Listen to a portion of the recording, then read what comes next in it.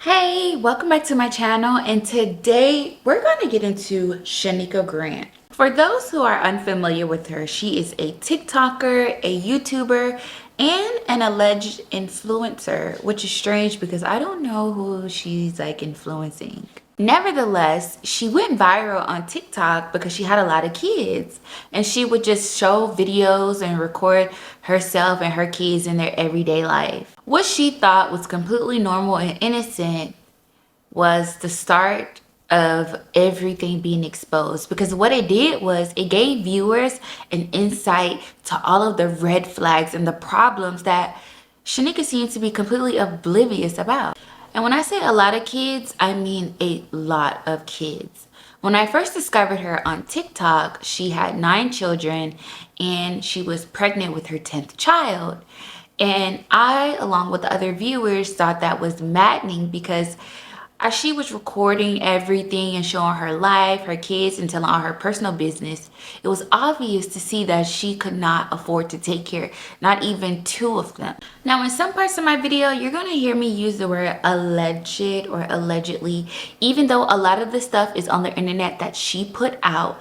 A lot of the stuff is true. So I don't know, but you guys know how YouTube likes to get. For a moment, I used to empathize with her, especially hearing her story about how she grew up and allegedly she had a horrible mom, and also allegedly her mom left her in a burning house and took all her other siblings. Fast forward, she also stated what she wrote a book about that's on Amazon. She spoke about how her grandmother raised her and all of her siblings and how she felt really neglected by her mom. She didn't feel loved or special, but she found love in Hayward, for example. That's another video for another day. And she started to find love in children. She felt like the more children she had, the better. And in one of her videos, she spoke about how her sister had children and she felt like her sister would get all the love and attention because she was pregnant. And she felt like that was the only way she could get that love and attention. Now here we are, 10 children later, and still no love and affection. At first, I viewed her as a woman that just needed guidance. She needed love. She needed help. She needed a lot of resources, and that she was trying. But the more I watched her videos, the more she started exposing her business, the more I was like, you know what?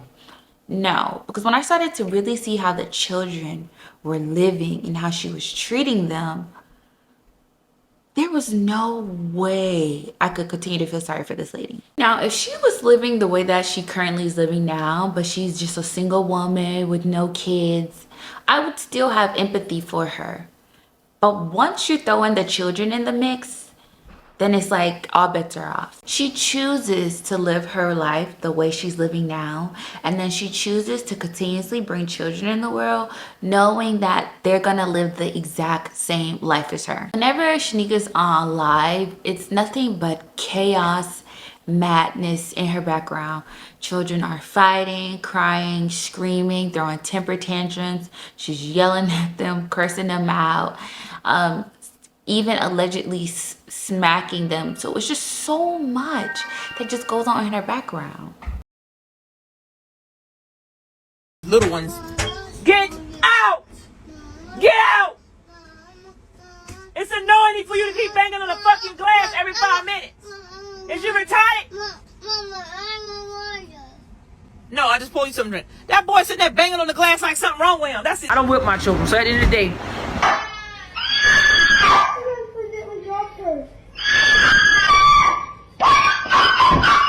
And I really feel bad for the children because they have to endure that every day.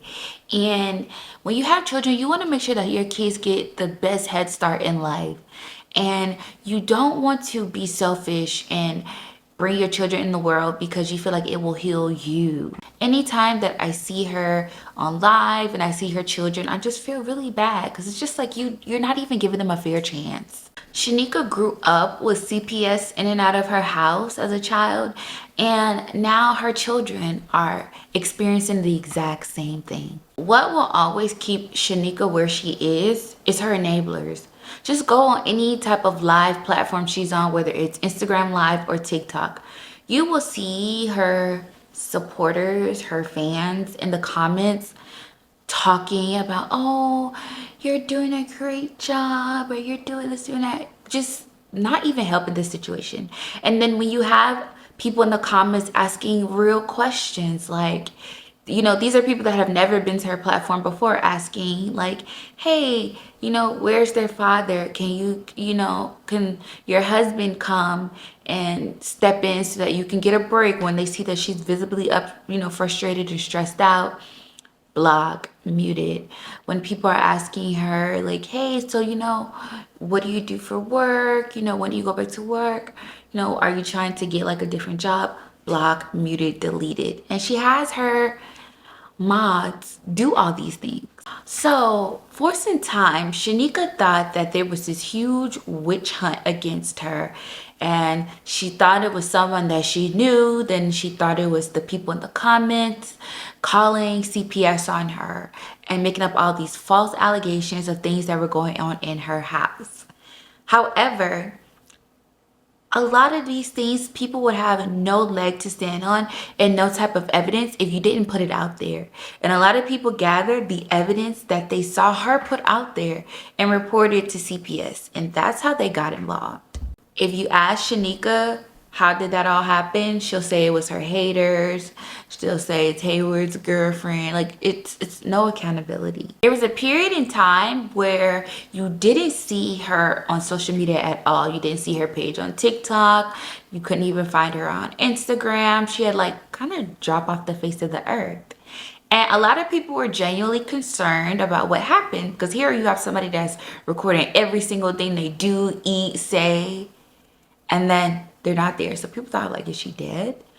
But someone found out that CPS had stepped in and took custody of all of the younger children, because, you know, she has older children too. And I believe, don't quote me, part of, you know, one of the stipulations was that she could not get on social media at all. And I think she was also embarrassed because people knew that that was going to happen, and it did happen. During that time, the children were sent to stay with their father, because not all of them have the same dad, but they were sent to stay with their father. And, you know, for a while, you could see that the children were progressing. Every time Nika would have like court order visitation, she would go see them. And of course, she had to record everything. And you could see that the children were looking better. Kira's attitude had improved drastically.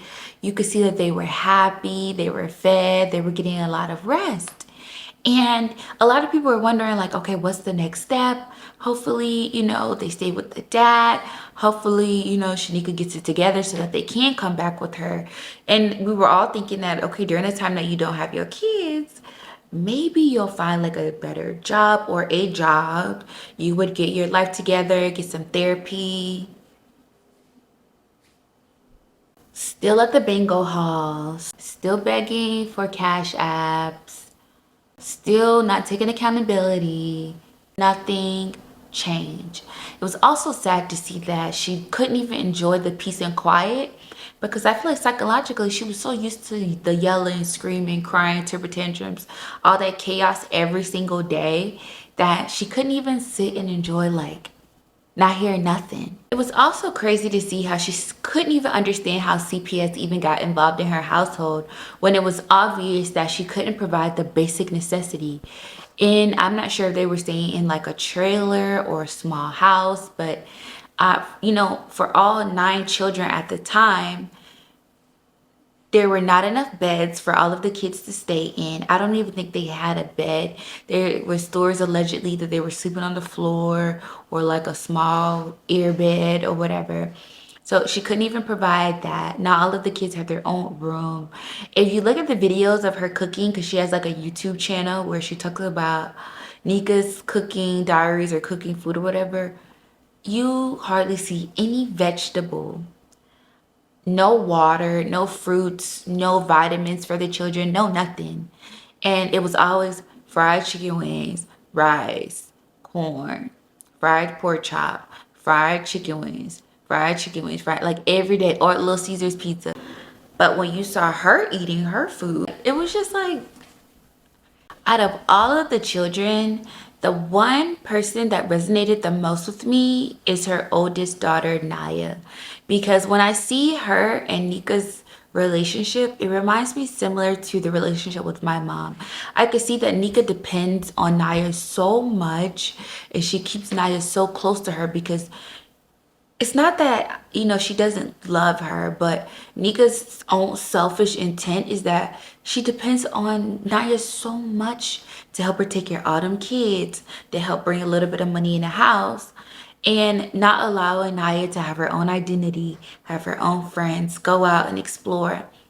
When I took a break from social media and I came back, I saw that Naya had already, graduated from high school, but she didn't even go to college, which was strange because before that, she was talking about how she was so excited to go to college. She was so excited to go to school, to start her life. She's making good grades and working so hard. And I thought that at least her mom would support her and try to do her absolute best to get her to school. But it was like her mom was just so happy to keep her there, stuck in that cramped trailer in the middle of nowhere in South Carolina, because she knew that she always had a guaranteed babysitter, guaranteed help.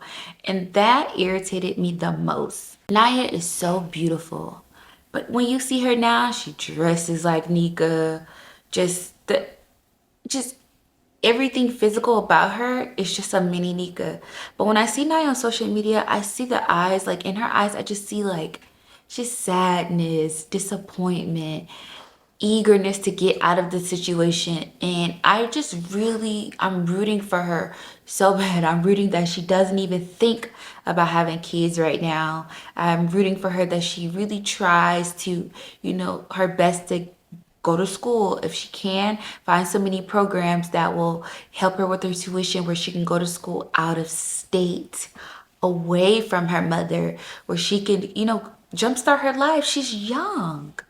A lot of you may think that, oh wow, she's being so harsh, but what about the kids? I'm also side-eyeing CPS because, I'm not a social worker. I don't know everything, but I thought that when CPS is in your home and they see the conditions of the house, in order to get your children back, your children each have to have their own room, especially if you have children that are opposite genders. After a certain age, they by law cannot live in the same room. They have their own rooms. So when you take into account of all of the kids she has, I can't even count how many like boys she has to girls. But technically, Nika needs like a 7 to 10 bedroom house, and I'm just not even joking. Like, she needs that many rooms. And for CPS to give her those children back while she was still staying in that exact house or trailer at the time is crazy, because there was not enough rooms. I don't know no trailer that makes 10 rooms. If you know some, please drop some in the comments, because that's news to me. So no, I will not condone her behavior. No, I will not support her financially. No, I will have no empathy for her, because at the end of the day, my focus will always be on the children, because they're innocent. They did not ask to be here. All right, that's all I have. I'll catch you guys in the next video.